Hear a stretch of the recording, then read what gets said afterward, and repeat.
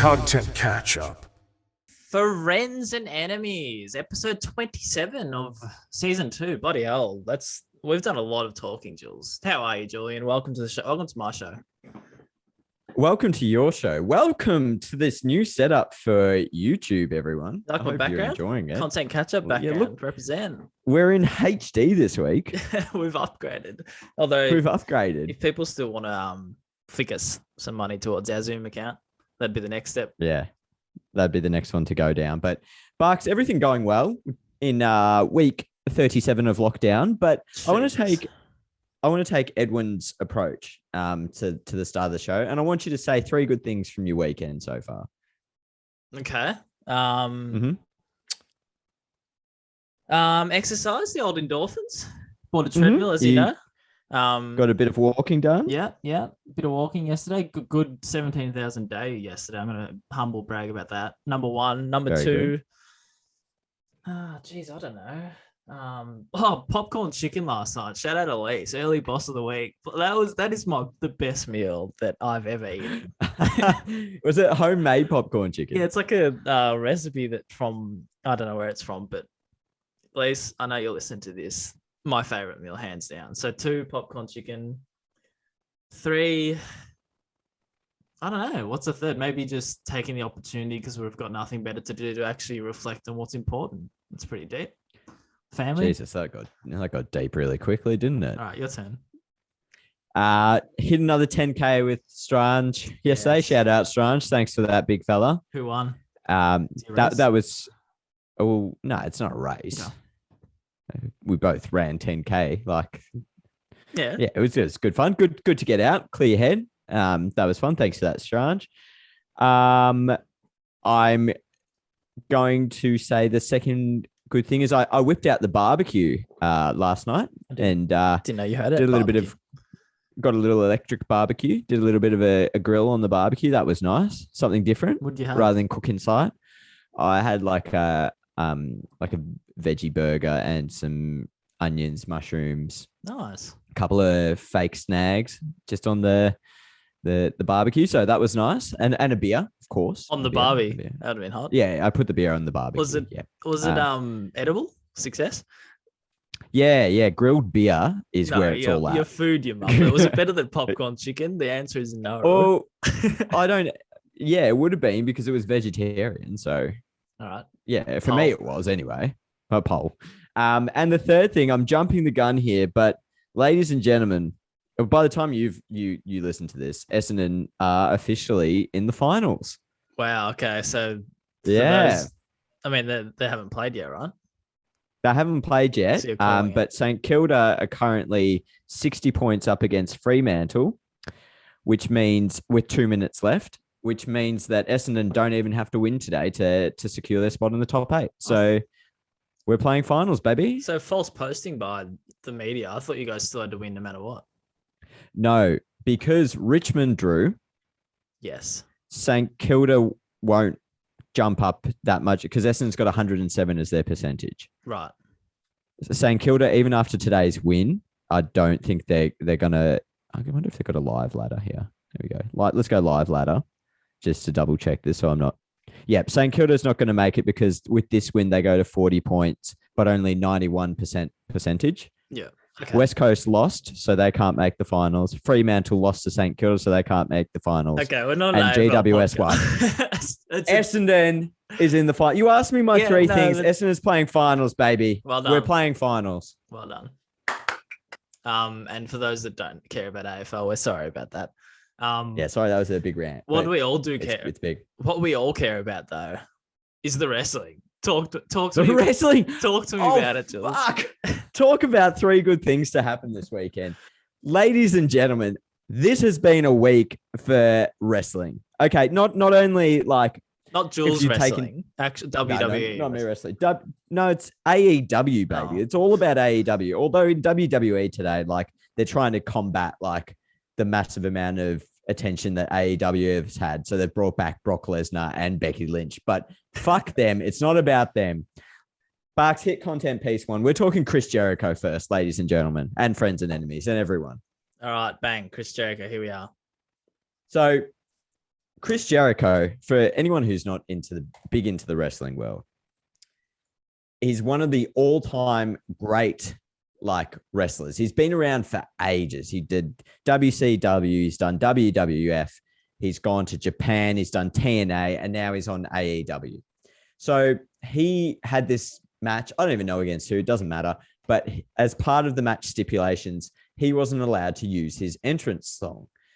Judas is the song, and it's by his band Fozzy. That's now, right. I forgot he had a band. Barks, I'm going to leave you roll this vision. Yep. So he's coming out for those who are just listening, and this is the reaction from the crowd. There is no Judas ring entrance.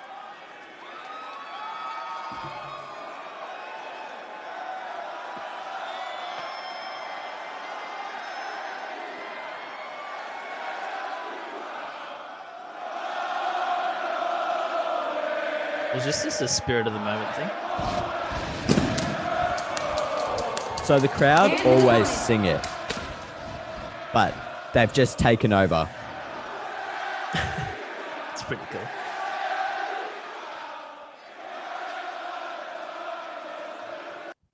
Okay, get the point. Okay, so you get the point. So the crowd just take over and start singing the song.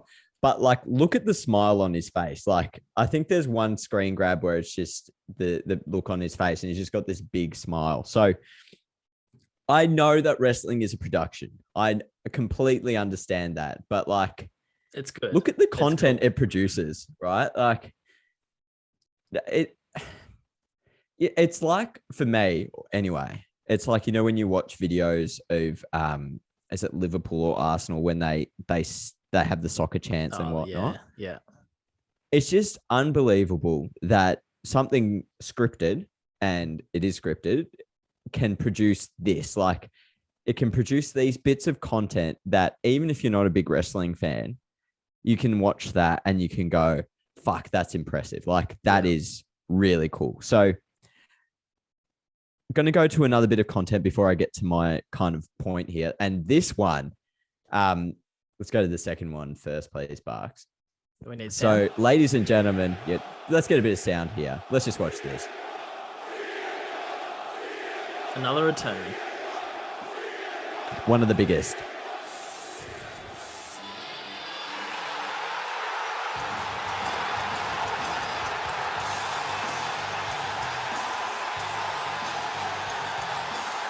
I think it's so cool how hyped people get over wrestling. Who cares if it's fake? Who cares? But like you said to me before, we were talking about this before. I was saying how cool I think it is, but you were saying it's like movies. Like, why don't we think it's scripted? Well, that's my kind of big thing at the moment. It's like, if you look at it as like a production, if you look at it like you're watching Home and Away or you're watching Neighbours, it's the same thing. It's got writers, it's got plot, it's got like outcomes of it. Yeah. It's in fact, it's probably more reality than like some of the reality TV shows that you watch, right? Like, yeah, it's better than Love Island. It's not, but you don't need to bring that into it. So this here for anyone is the return of CM Punk, who hasn't wrestled in like 10 years, I want to say, and has been notoriously like rumored to be returning to wrestling, basically. And he's a character. He's a great character. Like he drops truth bombs, basically, it's the thing. So AEW brought him back in front of his hometown in Chicago, which is why the reaction was so amazing. The pop, rather. But then he put out that statement, which is a very Michael Jordan type statement. I was going to say, is that copying it? Yeah, it's the exact one that Michael Jordan would have put back when he was returning. So for those at home, you can't see the screen. Chicago, Illinois, August 20, 2021. The following statement was released today by CM Punk through AEW president and GM Tony Khan of All Elite Wrestling in response to questions about his future career plans. One quote, "I'm back," which is the famous Michael Jordan Last Dance thing. So well played, because that's a link to Chicago and a link to one of the greats ever, like making that comparison. So my point with both these bits of content, I think it just tells a story about the importance of storytelling, number one, in content and building up, like, I don't really sure the word, but building up a persona. Yeah. Like, that if you can, you've got to remember that people have got an emotional connection one way or another to whatever it is you're producing, whether it's an athlete, whether it's like the brand, your actual club, or whether it's like anything else affiliated with the bit of content that you're doing. They've got a relationship with it. You need to remember that, and you need to hone in on what it is they love about it and hone in on how you can best get this out to get the best reaction. Yeah. And that's two examples of where storytelling is so important in content. Well said. And it is a interesting bit of art about it as well, because like you're selling, everybody loves the homecoming of, if we talked about it in one of our early episodes, Derrick Rose returns to Chicago, like these stories, if they actually happen. But imagine trying to sell something where it's just purely scripted and you sell it that well that people are getting that amped up about it. There's a real art to it. It's such an art. And like, I think like, you know, we're not in wrestling, obviously, and we don't have that much control over everything that happens like they do. But I think, again, if we can learn lessons from like building on a connection that people have with athletes, or build on the connection that people have with a club, and work out what it is they love about it the most and how to make that shine through in your content, you can reproduce stuff like this. And from a technical point of view, then All Elite went out and shared this across so many platforms that like it was impossible to miss. And like I said, even if you're not a wrestling fan, this is quite impressive to see. And it fills you with this sense of like warmth, almost like this connection to a crowd, to something else. So to the character. To the character. Yeah. So that's probably it on that, Barks. Just like, I think it's a phenomenal example of storytelling. Yeah. No, good one. We'll fly through these because we've got a fair bit to go through, but that's a good one. Yep. A quick one that I saw during the week, AFL, Michael Wilson, I believe, what's his title? Head photographer or chief photographer for the AFL? Goat photographer. Photographer, as some might know. He's gone with the AFL to do a bit of a community photography competition. I don't know if you've seen that, but well, quickly, it doesn't need sound or anything, but I just think it's something that Australia, and I'm not sure about the US or other countries, could have done a lot more in, but I feel like there's room to do a lot more to sort of, I guess, push the young creatives, like in whether it's AFL, basketball, whatever it might be, but just to run, doesn't have to be competitions, but just somehow sort of see what people are doing in different leagues, because there's so many good stories and so many, like, there's something about the local scene of footy, especially, where the art of photography just shines through. So like, look at that. It's just I feel like there's just a lot of creative people out there that don't really get seen if it's not on your highest level of sport or whatever league it might be. So this is just something I thought would be worth. That's so cool. Pushing out. Look at that background. Yeah. And that's the other part of it. Like, you're not going to see these type of backdrops for the bigger leagues. Community of footy. I think it's a really cool initiative from the AFL and Michael Wilson to do this sort of thing, and the winner actually gets to go on ground with him, which is pretty cool. It's pretty cool. Yeah. So I don't know. Have you, putting on the spot here, have you seen any sort of thing like this where people are basically, I don't know, inspiring the next generation of creatives, or is it something that you could definitely do more of it? I don't think I've seen anything exactly like this, but it is almost like, to a degree, maybe I'm wrong on this, but similar to what Cavs were doing with like Creator Week. Is that like where they actually highlighted the people that are making stuff and gave them a space to show it off? That's what it feels like, right? Like you're promoting the stuff behind the scenes that goes on to encourage others to do it. Give it a shot. And I think Michael Wilson has even done like a day in the life vlog type thing in the past. So I think, to his credit, they have done a bit of it in the AFL space. Yeah. No, Michael Wilson, like, I think this is a great initiative. I actually think Steph Kamali, who is she.scores on, actually got up to the top of one of these competitions that he's run previously. So great community photographer, Steph, and primarily focusing on women's footy, but it's just there, captures really great moments. Just it's great photos. Like if you're looking for someone you can model like your beginnings off, like Steph just put herself out there, and like I remember like she was just going to games like every weekend, like 2 or 3 in a weekend, just capturing them and sending photos off to people and like hoping that they'd get noticed. And I mean, that's how you have to do it. Unfortunately, it's a grind. Like it's not always pretty. You don't just rock up and you're all of a sudden successful. But she's made a real play at it now. I think that's the beauty of it as well. Like if you have one photo or you win a competition like this from the AFL, that could be the kickstart to your career. Exactly. And that's not even a stretch. I'm sure it's happened. Yeah. Next little thing, just wanted to talk about Australian athletes having their own podcast. I want to see. I want to see more of it. I know some do. I know they do sort of through, especially obviously their clubs or the leagues or the AFL or I don't know, whether it be a radio station, but I feel like it's a little bit of an element that Australia athletes are a little behind in. Okay. And I think I just wanted to draw our attention to another basketball example, but just a cool little example that I think it sort of opens up a different aspect of content. So Duncan Robinson, Miami Heat player, he has his own podcast, and this isn't associated with anyone but himself. And I think the beauty of this means you can do little content ideas that you don't see from anyone else, like watching your own mic'd up. So the content isn't that important, but he basically just watches his own mic'd up segment. And I'm trying to imagine it in our sport, like AFL or NRL, whatever it might be. But my point to this, I want to see more people have their own podcasts and buddies show who they are, because Americans do it really well.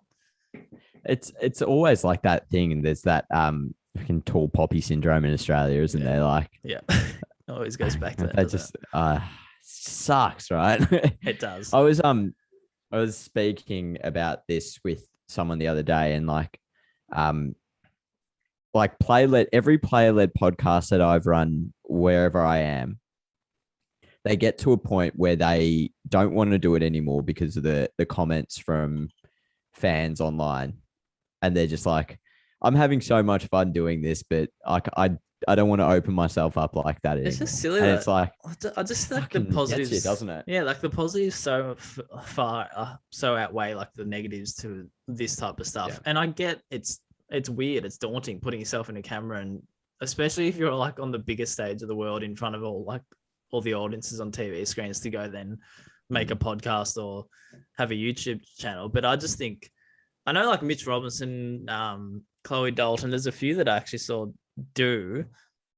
And even in the other element to this, we don't have to go into now, but like the streaming side of things, there's a few people in Australia that do that, and I think they do it well. But look, it just goes back to showing the human side of it. And it's cool to see these athletes, especially in the States, that have an interest in basically creating content.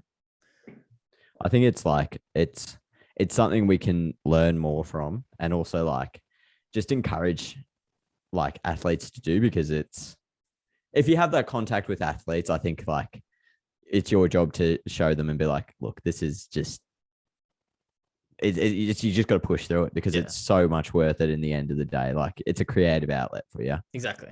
And we know creative outlets work. Shouts Darcy Vesio. Darcy Vesio, yes. That's so true. And what are we looking at here, Jules? Okay, like I haven't dived too far into this, Barks, but this popped up in my news feed or my Twitter feed the other day.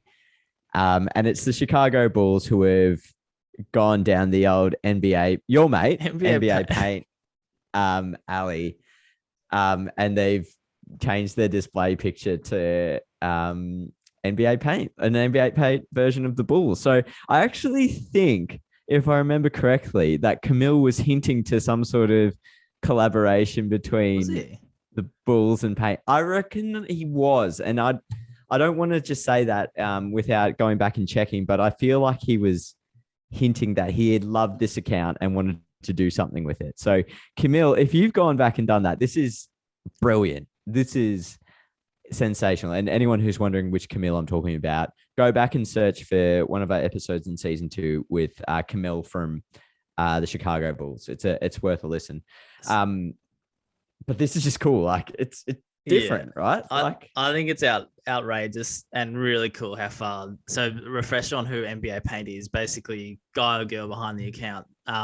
They just draw NBA related paint drawings, and he's basically he's made t-shirts with NBA teams. I saw that. I think he sort of helped the Phoenix Suns cover a few games, like live tweet games with his sketches. So he's just gone next level, and I think it's so cool. Like let's be honest, anyone could probably do it, but he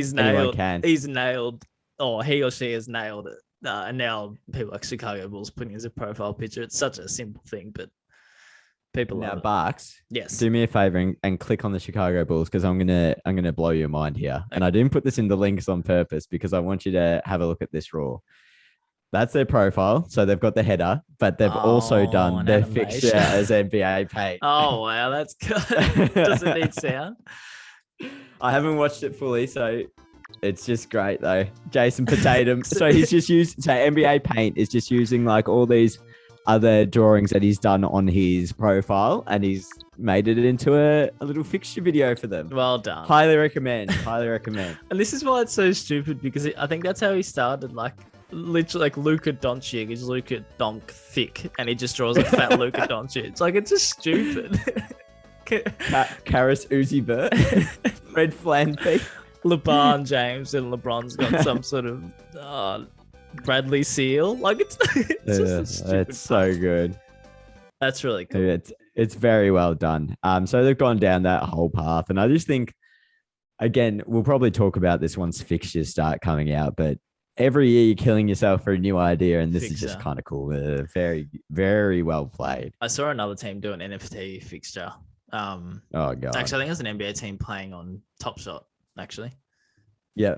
But hey, you got to relate it. You got to relate it somehow. Yeah, it's a really cool collaboration, Camille. If you've done that, well done.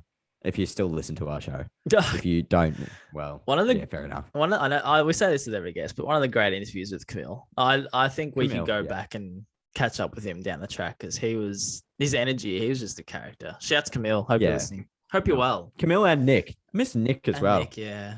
Hey, Jules, do you remember a certain somebody, Nick, promised us some Hornets gear? Yeah, but to be fair, I don't know if he ever got our addresses. No, probably spirit at the moment. There was a thought that counts. Speaking Nick, if you're listening, we'll trade you. We'll trade you some content catch-up merch. Sure. Speaking of merch, I have to bring this on air because I've been pestered by someone in my family. My dad wants a mug. Aaron. No, my dad wants a mug. So, Dad, I told you I'd bring it up. Yeah. We'll get it. All right, Dad, we'll get you a mug. We need to all put in an order. We'll put in an order for some mugs, and we'll get them sorted. You're a mug. Well, that escalated. Prick. Hey, do you want some eggs? Yes. Weekly eggs. I'll give you some. Let's hit some eggs. Let's hit them hard. We've got a bloody full list over here. Got a lot of eggs. I'm gonna fucking dozen. Quick egg. Haven't gone the 6. Okay. Here. Oh, okay. Quick, I knew this was going to come. Quick. Knew it. Bloody stupid post, but it's interesting.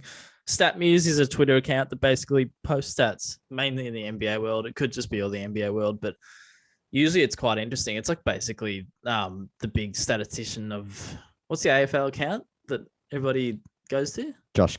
Swamp Thing. Yeah. Anyway, off track. So StatMuse they usually post some real interesting stats for NBA basketball, but this one's goes, here's an NBA offseason stat.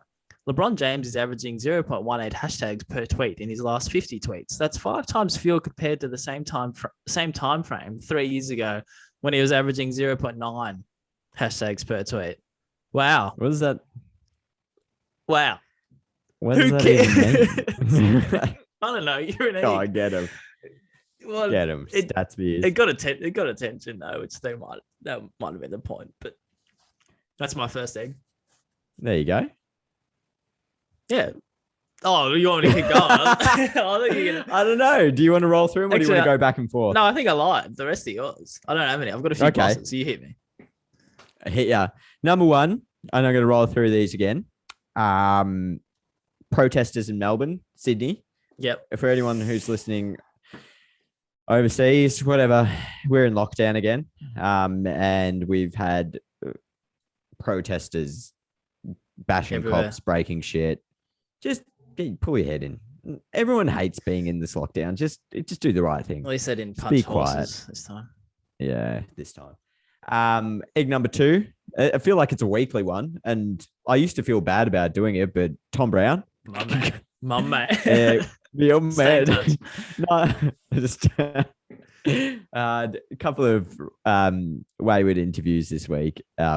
When you get it, I don't want to play Specifics? it, but when No, you get a okay. chance, the one with Luke Beveridge it's pretty good. Okay. It just mumbles through a question, and then Luke Beveridge, coach of the Western Bulldogs, turns around to him and goes, "So what's the question, Tom?" It's such a funny dude. Number 3, I reckon I've got an example for this. Okay, yeah.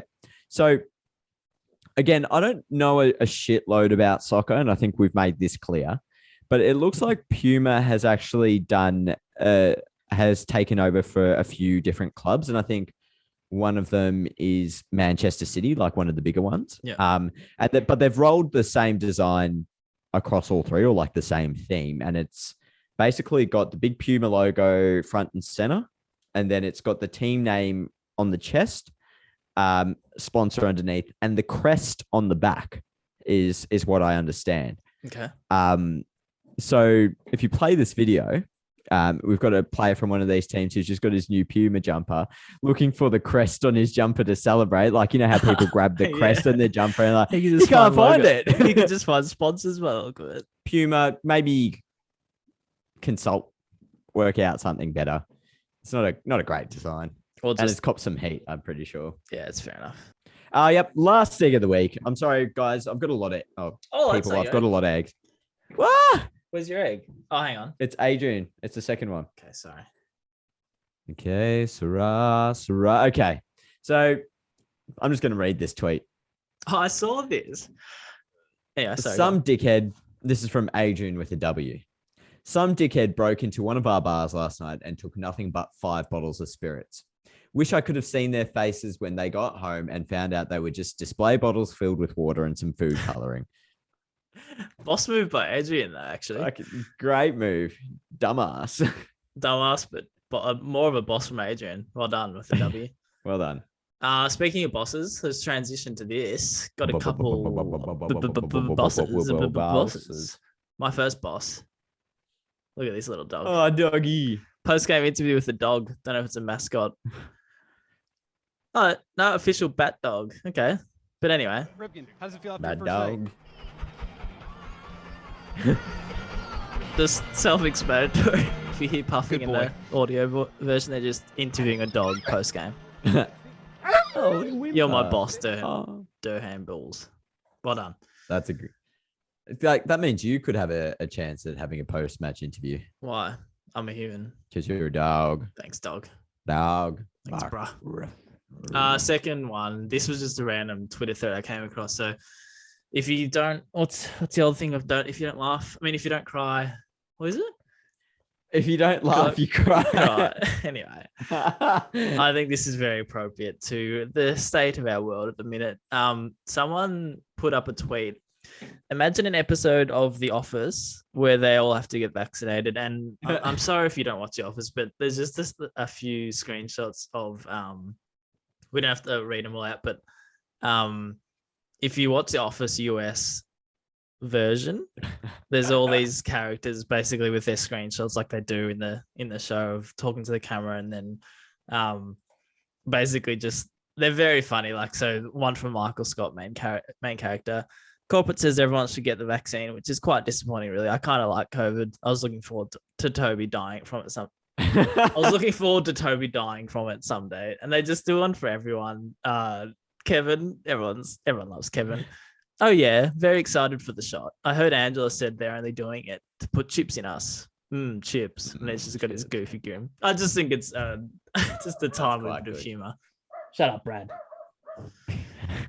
That's my boss. You got a boss? No, you That's- don't. Nah, I don't really have a boss this week. Good tweeting is my point to that.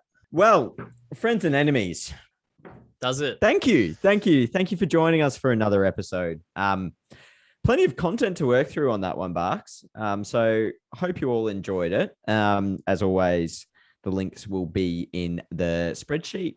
And you can watch this full episode with all the examples on our YouTube and us in New and high definition. Exactly. New and improved HDR. What more could you want? Lockdown viewing. That's Lockdown viewing. That's what we're here for. No, Crew, we're getting closer to the end of our season. And we will be doing a mailbag episode to finish off. big finale. Big finale. So we'll get some comms out around it, I Yep, reckon. yep, And if get you got on. a question, you just make sure you submit it. We better get onto our media department and employ a media department to do that. I reckon Will's got some spare time. I reckon he's not busy at all. We talk about Will, our Carlton media manager, far too often for a bloke that doesn't support us. Anyway, oh fuck it, I've just frozen again. Let's do the outro. That's it. We're wrapping it up. My camera's working this week. Barks is battling. We're gone. Friends and enemies, look after yourselves. Be kind to one another.